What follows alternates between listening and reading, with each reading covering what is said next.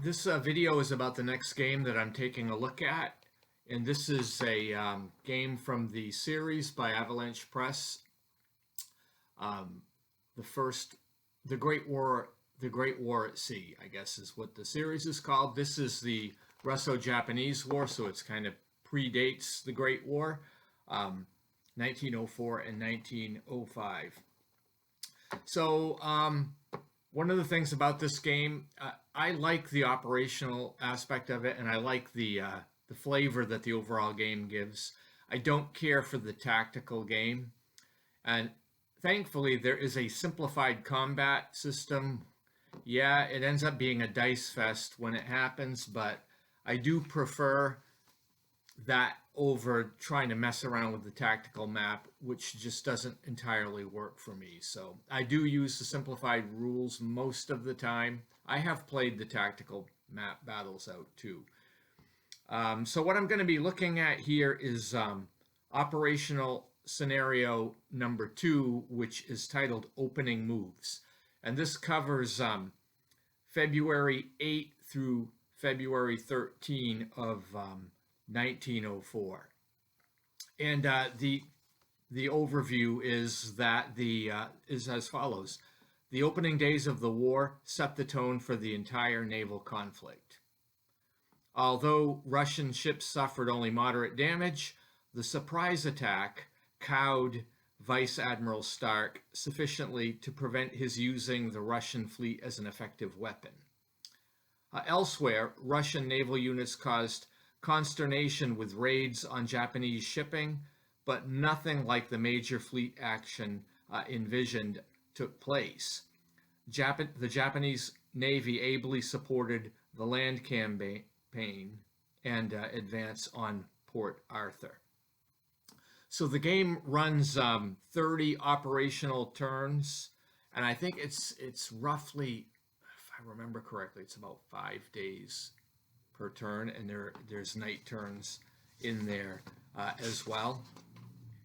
And you may or may not know, but the game uses roster sheets as well as counters to check off ship damage when there is a naval battle, as well as usage of fuel and things like that. One of the special rules for this, because it is covering Port Arthur, as you know, the Japanese got a few destroyers into the port and were able to launch a sneak attack against the Russian Navy at Port Arthur. And not too much came of that, I guess. But so in this game, the game's going to actually start with the torpedo attack of these few ships in Port Arthur, and they're not going to be able to, the Russians won't be able to respond to it because it is a surprise. So it's just going to be a massive torpedoes launched and see what damage you can do. And then I suspect, as the Japanese player, I'm going to get my destroyers out of there, I think. So that's probably the way I'll do it. I don't know if that's the best strategy or not. Anyway, I hope you enjoy this short look at the Russo-Japanese War 1904-1905, the naval war for the Far East. So, as I mentioned before, on the first turn, the basically the torpedoes, the Japanese destroyers are going to launch deck torpedo attacks against the Russian ships in Port Arthur. And I ran through that whole thing, and you can see, I'll put a picture here of the battle board, I guess we could call it. But the battleship Tsarevich is hit by 2 torpedoes and takes 2 hull hits. The Retvisan is hit by a torpedo and takes a hull hit.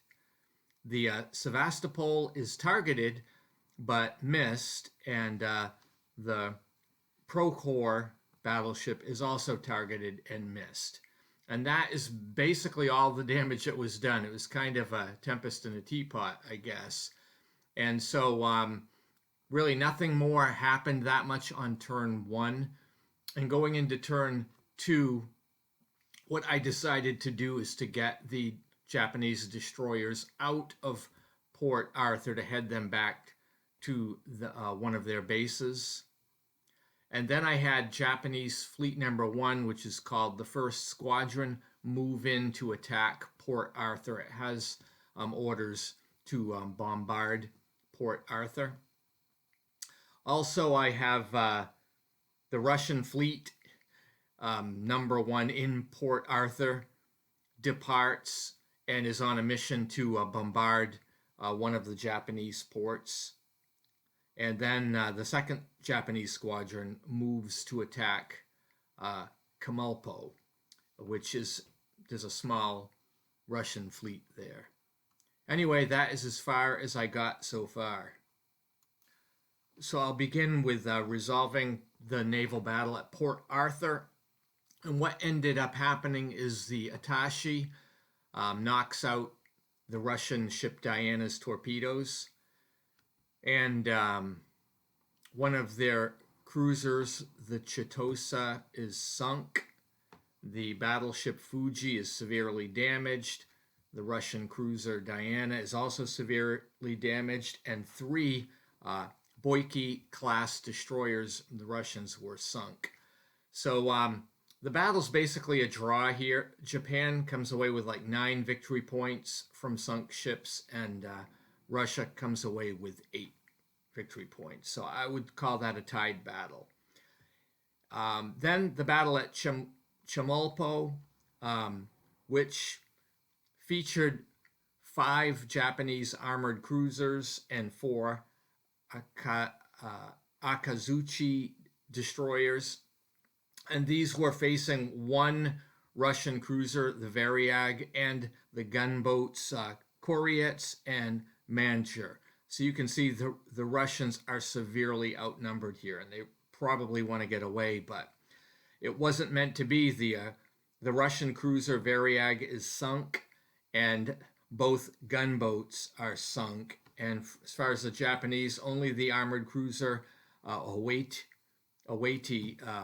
sustained any damage really that was significant. So this was a Japanese victory here. The Japanese collect 16 victory points and the Russians none. And that is pretty much the end of turn 2 of this operation. Stay tuned if you'd like to see what happens next.